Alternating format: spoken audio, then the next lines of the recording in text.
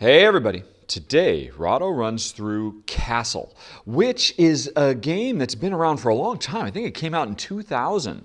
So 15 years ago, designers Serge Legat and Bruno Fedudi put out this game of infighting and intrigue at the king's court. And good news for people who have been looking forever trying to get a copy of this because it's been impossible to get. It is now available on Kickstarter. Ludi Creations is this year putting out a new deluxe version of Castle, bringing back all the great gameplay of the original and adding a whole bunch of new stuff. Because it's interesting, Serge and Bruno, years and years and years ago, they actually came up with an expansion for Castle. It's something like 17 new cards, and the castle itself gets bigger. There's a fifth tower that gets put into the castle called the dungeon. There's a bunch of new stuff that got added, but it's never been published, even though they did the design work for it years and years ago. So the castle expansion is now being included in this new reprint of the game, and also the game is getting really pimped out. The old game, looked good for its time, although, the castle walls itself are just on, some kind of low-quality cardboard. The new version of the game, everything is going to be tiles. It's tiles instead of cards. It's tiles that builds up the castle wall. The castle wall actually has, kind of the jigsaw pieces, so it snaps together so it doesn't slide around. And it actually gives like a 3D feel because the castle walls are thicker than the character walls. So you get this real, it just looks absolutely lovely. Now you can go to the Kickstarter page right now, which is down in the show notes, to get an idea of what it looks like and actually to see some of what the new cards and abilities are added to the game and all that. But for now, since I've only got the original 15-year-old copy, I am going to be demonstrating the game with the 15-year-old rules. Bear in mind, some of the rules, specifically having to do with siege engine and soldiers, have updated in the new version. But again, you can go check out the Kickstarter page for more. And still, even with the changes, this run-through should still give you a pretty good idea of what all the infighting and intrigue in the King's Court is all about. Right, so are you ready? Well, let's get going. I've got the game set up. I'm going to be doing a two-player game today. This is me. This is Jen over here, my wife. And one of the new rules that was not in the original game, you always set up an exchange, which is a bunch of cards off to the side. And these are cards that, if I don't like the cards that are in my hand, and this is my starting hand of cards, if I don't like, or remember, in the new version, they're going to be tiles. If I don't like any of them, I can exchange them with ones that are in the exchange. Now, in the original game, seeing all of these exchange cards face up at the beginning can be really a lot of overload for players. So one of the new rules in this deluxe redone version is that the exchange builds slowly over time, over the first several rounds of the game, which actually I think is a real improvement because at the beginning of the game, you already get your own hand of characters that all have text, all have special abilities. To have to look and digest all of these and a whole bunch of cards in the exchange, that was a bit overload. So I do think it's an improvement that it starts out with a little bit less. Oh, another thing, by the way, the game comes with, which I'm very excited about, is actual tile holders, so you can actually line them all up and just be looking at all your cards all at once and looking at the board. Very, very nice production, the new one. But again, you can go check out the Kickstarter for more. Let's just actually start playing. Now, play in this game is really simple, very straightforward. On your turn, you get to do 2 actions. And you have 3 choices for what those actions are. You can play a card from your hand, you can draw a card from your deck, or you can exchange a card from your hand with one from the exchange. So it's one of those 3 things. Now, of those 2 items, I can only draw once. So I can't draw and draw, but I could draw and then play, or I could play and play, or I could exchange and play, or I could exchange and exchange if I wanted. And right now, at the beginning of this game, I can see the priest is in the exchange. So if I really want him, I could exchange one of the cards from my hand to grab him. But here's what the goal of the game is. A player wins this game when they have completely emptied their hand and their deck. They've gotten rid of all their cards. This is a race game. That's what we're trying to do, just be the first to get rid of all our cards. So it certainly behooves you on your turn. You have 2 actions. Play 2 cards. Get 2 cards out of your hand so you're that much closer to winning. If you spend time exchanging, well, you can get some powerful cards that might help you out, but you're also slowing down your ability to get rid of cards. Now, I haven't even looked at my hand yet. Let's see what I got here. All right, so I got Siege Engine, Soldier, Dragon, Minstrel, Prince Charming, King, Black Knight, Magician, and a regular Knight. So that's what I've got to begin with. Now, I'm playing a two-player game, which means in a two-player game, each player gets a bunch of cards in their hands right up front. With more players, you get fewer cards because the cards are spread out amongst everybody, and the game becomes a little bit more tactical. A two-player game becomes much more strategic because you got a lot of cards in your hand, and you can do a lot of planning and a lot of setup to do cool stuff. Whereas with more players, there's a lot more chaos going on in the courtyard of this castle, because more players are playing and things are shifting around all the time. Let's see. I think I would like to just get going, and start, dumping my cards. So I think I'm going to do something really simple. I'm just going to go on ahead and play. I'm going to play 2 cards. And I'm 2 cards closer to winning. I'm going to play a soldier. Now, every time you play a card, it has a specific place it goes to. And in the original game, this is indicated by the colors. The green cards go outside the castle walls. The red cards go inside the castle walls in what's called the courtyard. And the golden cards go on the castle walls, or in some cases, the towers. And so I'm going to play a couple cards. I'm going to play a soldier, and it's a gold card, and so it has to go on the castle wall. And as it says, playing soldier in the last empty space of a rampart causes siege engines facing that rampart to be sent back. Now, there are no siege engines in play right now, so that doesn't really matter. But I'm just going to go ahead and play this soldier. I'll put it over here. Let's say I'll put it right there on that rampart. It has to go on one of the ramparts, one of the castle walls. That's my first of 2 actions. And now for my second of 2 actions, this may be a little bit overkill, but I'm going to go ahead and do it. I am going to use this knight I've got, and I'm going to play him too. Now, he's special.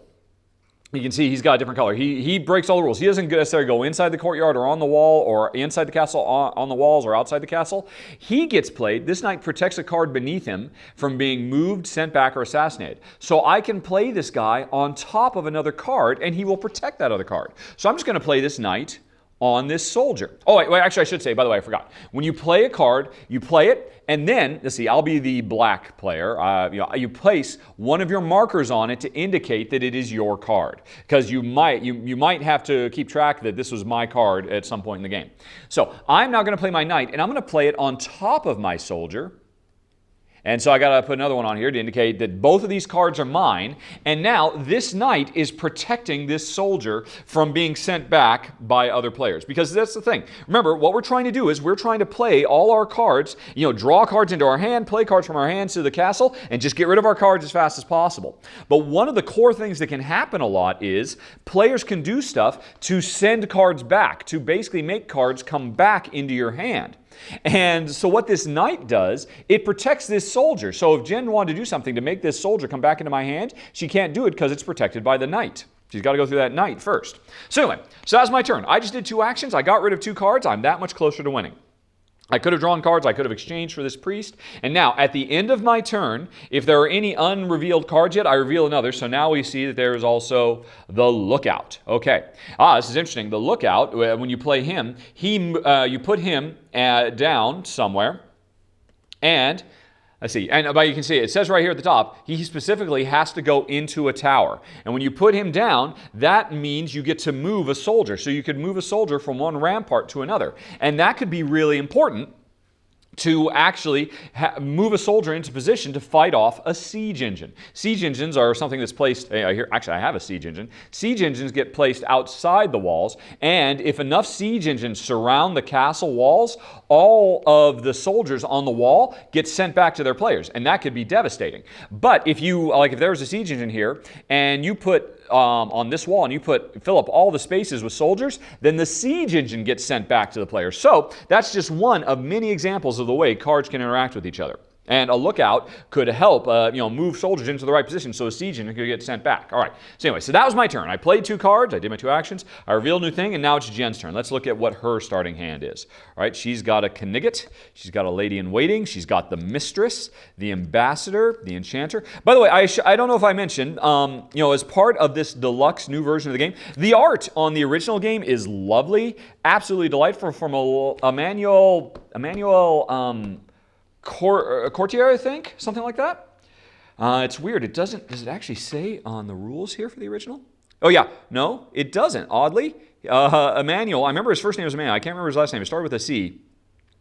He recently did the art for Elysium. He's a great artist. And the art on the original is wonderful, but the art is all being redone with this new reprint as well by a relatively new artist called the Miko. I don't remember his full name. He's Macedonian, but he goes by the Miko. And I tell you, this new artist, he is a real up-and-comer. I mean, go check out the Kickstarter page. His new art is stunning. As nice as the old art is, I was really nervous when they told me it was going to be new art, but then I saw the new art and my jaw dropped. Absolutely gorgeous. You definitely got to go check out the art. He also recently did the art for Valeria Card Kingdom, which was also gorgeous, gorgeous stuff. So anyway, so here's Jen's hand. She has 2 actions this turn.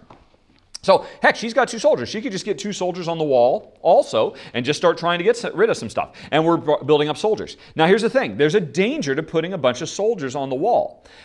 And that is that if enough siege engines surround the castle, all the soldiers will get sent back. But if Jen and I kind of enter an agreement where, hey, you know what? Let's both let our soldiers get on the wall, and we never put siege engines out. I can see Jen's got a siege engine as well. If I recall correctly, I think there's 5 siege engines total. So Jen's got 1. I don't know it. I've got 1. Jen doesn't know it. And the rest must be in our decks or somewhere in the exchange. So if 4 siege engines make it out, we could lose our soldiers. But now that I've committed to putting out soldiers, maybe Jen's not so worried about putting out soldiers herself. She could go on ahead and let's say she puts out a soldier. And that's the first of her actions, and she marks it as one of her own. And what the heck? Let's go see. Right. Really simple. Simple stuff. We're starting out throwing out some soldiers. Okay. And so that was Jen's turn. She reveals another one. And it is another soldier. Okay. So now it's my turn again. Oops. And let's see. What am I going to do?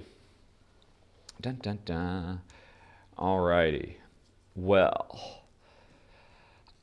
Now, I could just keep playing cards all day long, but that's not good enough. I need to get the cards out of my deck, too. So I think for my second turn, the first thing I'll do is, one of my 3 actions is draw a card. I'll draw a card, and I got another soldier. Okay. Now, you can only draw 1 card per turn. I can do 2 of any other actions, 2 playing, 2 exchanging, but I can only draw 1. So, I could just keep on throwing more soldiers out here. But let's see, what else do I have? I've got the king. The king sends back a card of his choosing. If the mistress is in play, its controlling player must also send back a card. So the king is an interesting card to play after Jen.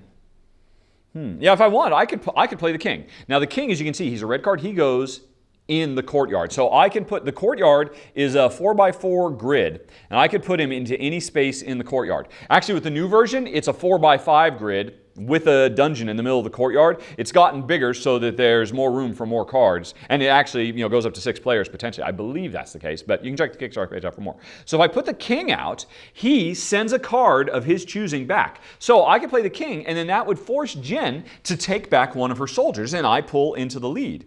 What the heck, I'll do that. I'll just go ahead and put the king right here in the center.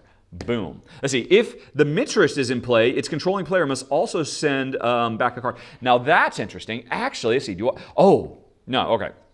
If I had the mistress, then I wouldn't want to play I'd want to play the mistress after the king, because the king makes the mistress zip away. If the mistress is in play, its controlling player must also send back a card. So actually, Jen might have the mistress, and she might put the mistress into play at some point, in which case it would be after she's done that I should play the king. So strictly speaking, I should probably hold on to the king a little bit and see if I could find where the mistress is, because if she comes out first, that's a good time to play the king. The king wants to come out after the mistress, not before the mistress. Let's see, Prince Charming.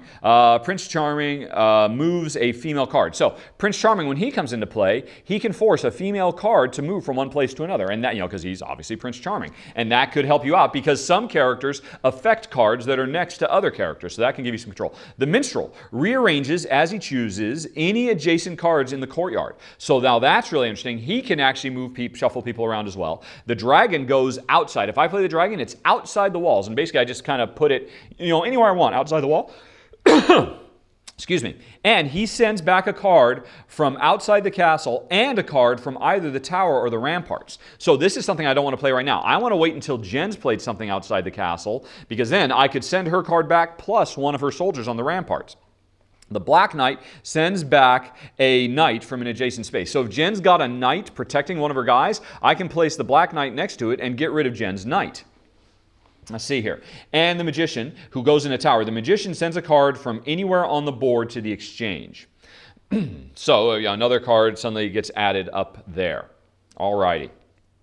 And, so that could be really cool. You play the Magician, a card you really want comes out of the exchange, you get it from the exchange, and then you've got a new powerful card that everybody thought was out of play, but you can grab a card while still getting rid of cards as well. So that's what I've got. And you can start to see I have a lot of options here. Some of these cards are better to play later, depending on what happens. Some of them I could play really early. If I play another soldier, I could just go in and get another soldier out. Right. Yeah, I will. I'm going to play a soldier. All right, so I'm just getting rid of another card. And after I've played it, I'm going to play a siege engine. Now, a siege engine, when you play it, it gets placed outside the castle facing a rampart, which means it has to go. Most of the time, it doesn't matter where you put them outside the castle, but siege engines, you have to put them up against a wall. I'm going to put it up against this wall. Okay, and now that's an interesting thing. If I had put it, say, up against this wall, that means soldiers could start, if the soldiers fill up this rampart, the siege engine would come back to my hand. But I'm going to put the siege engine over here because putting it out after all the soldiers have come out, the soldiers, they can't fight back. If one of these soldiers got removed and then a soldier got placed, it's when the final soldier gets placed on a rampart that the siege engine gets placed back. So by waiting until the soldiers are all up there and they've gotten bored and they think, hey, we're never going to fight, they've all fallen asleep, now I can put my siege engine out and it's safe. So over 2 turns, I've gotten rid of 4 of my cards. Okay, right. Let's see. Oh, wait, no, I'm sorry, but I'm jumping ahead. I already drew a card, so I drew a card and I played a card. I'll put out the siege engine in the future. All right, so that was my turn. Now it's Jen's turn again. Although, actually, Jen says, hey, you know what? Now that this wall is safe, siege engine can't be hurt, she'll put her own siege engine out instead. Boom, just like that. And now, in the original rules for Castle, only 1 siege engine can go on each wall. So Jen has now put her siege engine into a safe spot that I had created for myself. And I'm like, shoot, all right.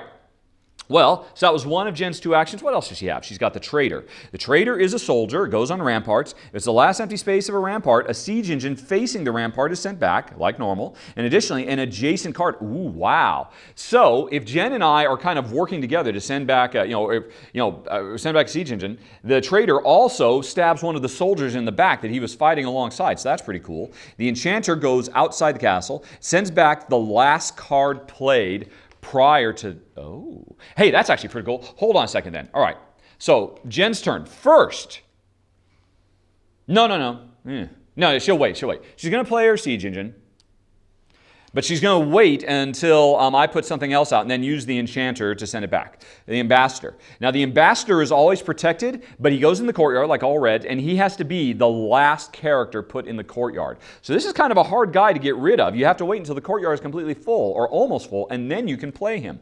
But once you played him, he's totally safe. No one can mess with him. And here's the Mistress. Jen does have the Mistress. Now, the Mistress, if the king is already out, the Mistress moves the king and a knight. So the Mistress can force the king to get moved around. All right, so that means Jen doesn't want to play the Mistress until I've played the king. Let's see, the Lady in Waiting. Lady in Waiting sends back a male character from an adjacent space in the courtyard. So Jen, she could play this to try and send back my soldier, but he's not in the courtyard, he's on the rampart. But if I put a character out in the courtyard, Jen could then use the Lady in Waiting, who is not the prettiest lady around, to send one of the male characters, sends back a male character. So basically sends it back to her hand. So that's a pretty good counter move. Let's see, what else has Jen got? And then she's got another knight. You know what, I think, so she played a siege engine, and she'll play her other knight, just like I did. She's going to play a knight to protect one of her soldiers as well. Just in case these soldiers get sent back, the knights, because if the siege engines surround the castle, all our soldiers will die. But as it currently stands, both of us have one of our soldiers protected. So we're kind of just staying neck and neck on the siege engine race. So that was Jen's turn. My turn again. All right. And I was planning on putting a siege engine out here, but now I can't. Let's see, what else should I do? I'll draw another card. Let's see. Oh, and I got another siege engine. So, now this is getting interesting. I've got Let's see, there's Jen's, 2 more. If I have another siege engine, then I know where there are 4 siege engines. There's 5 total in the game. And I could try to set it up so that if all the siege engines come out, one of my soldiers would get destroyed. But if Jen has put out multiple soldiers, I could wait until that happens, then get these other siege engines out before she can stop me and send most of her soldiers back. So that's actually pretty cool. I might hold on to those for a while, in which case, now I can't draw another card, which means I can either exchange a card or I can play a card. And in fact, you know what I think I'm going to do? Oh, shoot. Yeah. Right. If I play this dragon, the dragon goes outside the castle, sends back something from outside the castle and something from the rampart. If I'd played this now, I could have sent Jen's siege engine back and one of her soldiers. But I've already drawn a card. So, because if I did this, I would... Oh, see. Ooh, yeah. Okay, I'm going to do it. I'm going to go ahead and I'm going to play the dragon. Let's see, do I have another soldier? No, I don't. If anything, yeah. Oh, so many options. The game, there is a surprising amount of depth and complexity that happens in this game. Plus, oh, all right. Let's see, we're on our 4th turn. I forgot. Jen revealed another card, which was another... Oh, there's another siege engine. I now know where all the siege engines are. Well, all but one. There's still one of them out there somewhere because there's 5 total. Although, like I said, with the deluxe version, there are more of them. Because there's siege engines and there's also battering rams, and the game gets, the wall defense game gets a little bit more complex with the expansion. Although you can still play the new deluxe version with the original rules if you want. Okay. All right, so I've drawn a card, and see, I can't really take advantage of any of these powers. I could do the dragon. It would send back 2 of Jen's cards, but I want to do the dragon, and then I want to put my own card in place. So I should really wait until I have my... Ooh, that's actually interesting. Tell you what, I will, for my second action, I will... Okay, send back a knight from a straight. I know what I'll do. For my second action, I'm going to play the Black Knight. Right, now this is a red card that goes in the courtyard. I could put it in any space, but I'm going to go ahead and put it over here. I claim it as my own. The Black Knight sends back a knight from an adjacent space. Now, adjacency in this game includes diagonals. So this Black Knight could send back my knight or Jen's knight. What do you want to bet? He's going to send Jen's knight back to Jen's hand. So I just pulled into the lead. Jen got a knight back. Her soldier is no longer protected. All right, there we go. And now there's somebody actually in the courtyard. Okay, so those are my 2 actions. Now it is Jen's turn. So Jen's got her knight back. She could just, play it again, Sam, or, she could wait to see what else she's going to do. What else does she want to do? The Lady in Waiting. Well, she could return the favor now. The Lady in Waiting can go next to mine, and it sends... Yeah, with that, she'll go on ahead and do that. She'll play that, the Lady in Waiting. And the Lady in Waiting sends back a male character from an adjacent space in the courtyard. Although here's the interesting thing. So Jen's pulling into the lead. Or, she's making up a shortfall because now this has come back into my hand. And now Jen knows I've got a Black Knight. So Jen knows her knights in the future could get hit by my Black Knight. So Jen's actually found some information out about me now. All right, so that was Jen's first action. And so she could go on ahead and play the knight again, but she knows I can undo it with my... So it probably doesn't prove her. I think for her second action, she's just going to go on ahead and draw a card. Ooh, she's got the assassin. The assassin permanently removes from the game a card from an adjacent space. The king and protected cards cannot be assassinated. All right, so that's Jen's. And we reveal another card. I think I'm 1 behind. Let's see, this was at the beginning, then I went, Jen went, I went, Jen went. Okay, we're all caught up. So half of the exchange. And what's the new thing? A ghost. Ghosts go into towers, but only towers that are occupied by somebody else. The ghost sends the card that previously sends back the card that occupies tower. So suddenly a tower becomes haunted. It's really great how all these cards are very, very thematic. They make sense what they do as well. Okay, so it's my turn again. All right, so I don't have my Black Knight. All right, so now I think I'm going to do it. I'm going to make my bigger move. I am going to... Let's see. All right, that's what I want to do. No, well, see... I want to use the dragon and send back Jen's unprotected soldier, one of her, and her siege engine. And that will open up a space that I could put my own soldier in there, but I don't have any more soldiers. And if I send her soldier back, she'll just, but it's slowing her down to have to reset. But if I exchange, I could get rid of a card I don't like, take this soldier, and then I could put another in, but I don't have to do that. Let's see here. So many options. Now I've got Prince Charming too, who can make the Lady in Waiting move around, but I have no particular reason to move her right now. But, you know, I might, later on, I might want to move her into a specific spot that would, you know, affect her and stuff like that. Magician sends a card from anywhere on the board to the exchange. So it just moves a card out of the exchange. Oh, that's interesting, too. See, okay, so the magician, I put him into a tower, let's say. Let's say I do that, okay. And now, I get to send a card from anywhere on the board to the exchange. Now, this soldier is protected by night. My other soldier, he's in danger of coming back to my hand because siege engines could overwhelm him. But I could use the magician now to send him, not back to my hand, but to the exchange. He permanently gets added to the exchange, and now that he will never come back to my hand. So I'm one step, I got rid of a card, and I've got rid of the danger of a card coming back to my hand. So that was pretty cool. So I'll play that, and what the heck, just for fun, I will play the dragon. All right, so now this just goes somewhere outside. I'll just put it over here, kind of representing the general purpose outside the wall. It's my dragon, and the dragon sends back a card from outside the castle and a card from either a tower or ramparts. So Jen's siege engine goes back into her hand, and one of her soldiers go back into her hand. And so I've definitely taken the lead right now. I've definitely gotten rid of more cards than Jen.